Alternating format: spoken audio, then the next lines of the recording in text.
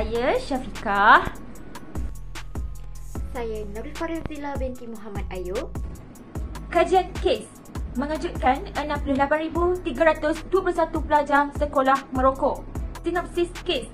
Seramai 68,321 orang pelajar sekolah menengah dikesan merokok melalui saringan Kementerian Kesihatan Malaysia KKM melalui program kesihatan oral tanpa asap rokok iaitu KOTA.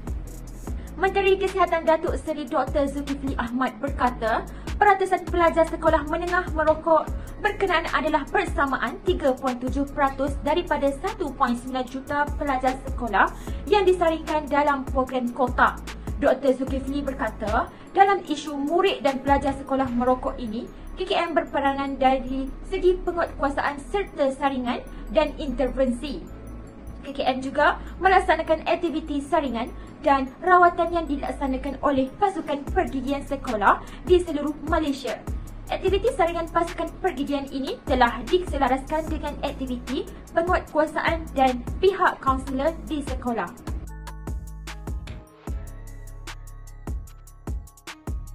Ramai tertanya-tanya, apa itu rokok? Rokok adalah tembakau yang dibalut berbentuk silinder sama ada daripada kertas maupun daripada pelbagai jenis daun yang berukuran antara 70mm hingga 120mm dengan diameter 10mm.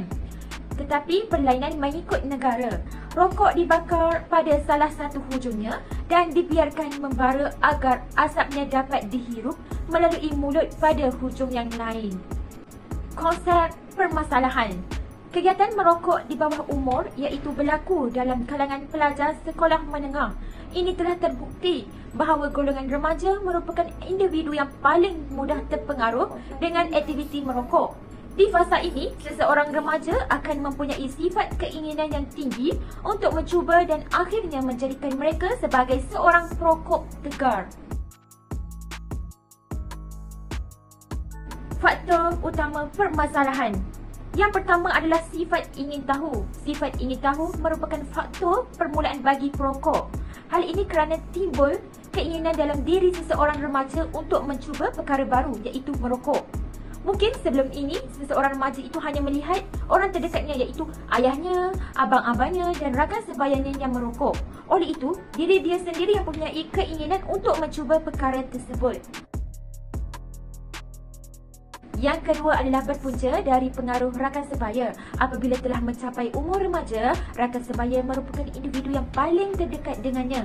Oleh itu, jika seseorang remaja itu berkawan dengan rakan sebaya yang mempunyai tingkah laku yang negatif, akan memberi impak terpengaruh negatif pada dirinya. Sebagai contoh, merokok atau vape.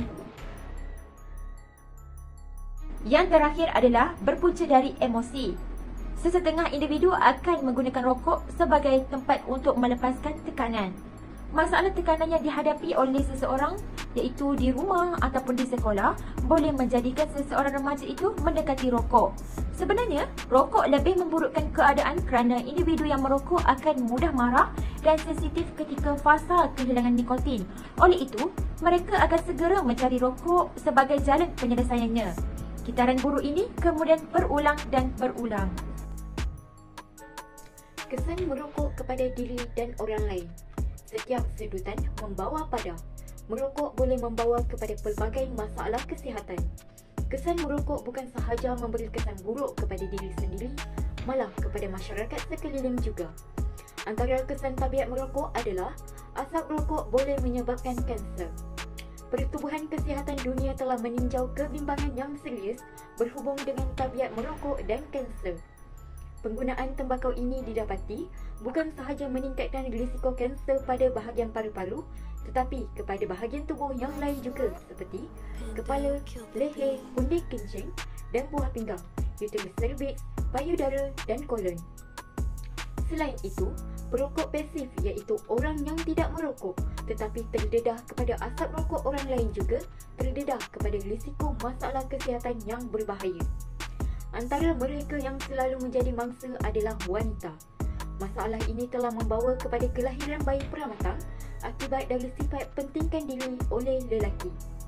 Seterusnya, asap rokok boleh menjejaskan kepintaran kanak-kanak. Penyelidikan oleh Pusat Kesihatan Persekitaran Kanak-kanak di Cincinnati Children's Hospital Medical Center, Amerika Syarikat mendapati bahawa kemahiran membaca, matematik dan logik akan menurun akibat terdedah kepada asap tembakau. Penyelidikan secara ekstensif di Amerika Syarikat ke atas 4,399 kanak-kanak menunjukkan asap rokok boleh menjejaskan kemahiran pembelajaran kanak-kanak. Ujian-ujian yang dijalankan ke atas kanak-kanak yang berumur 6 hingga 16 tahun membuktikan bahawa kanak-kanak yang terdedah kepada persekitaran asap rokok memperolehi markah yang rendah dalam pembelajaran. Bagi mengatasi masalah rokok ini, amalan gaya hidup sihat perlu diterapkan dalam masyarakat, terutamanya golongan anak muda. Dengan amalan gaya hidup sihat, individu dapat mengelak daripada melakukan perkara yang sia-sia seperti merokok.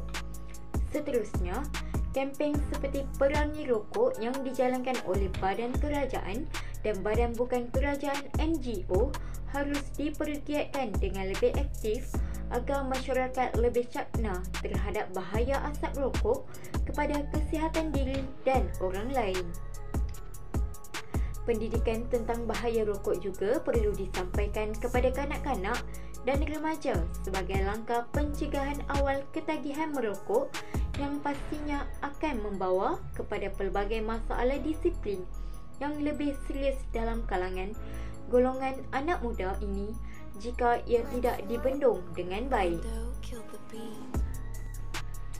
Tiada baiknya dalam tabiat merokok melainkan bahana yang mengancam nyawa anda dan keluarga. Segalanya bermula dengan diri anda. Jauhi rokok. Jangan pernah mencuba kerana pasti terjerumus. Setiap sedutan membawa pada. Katakan tidak kepada rokok. Jika anda telah terlibat dengan ketagihan merokok, maka berhentilah sekarang. Lakukan demi orang tersayang, jangan pentingkan diri anda. Sekian sahaja daripada kami. Terima kasih.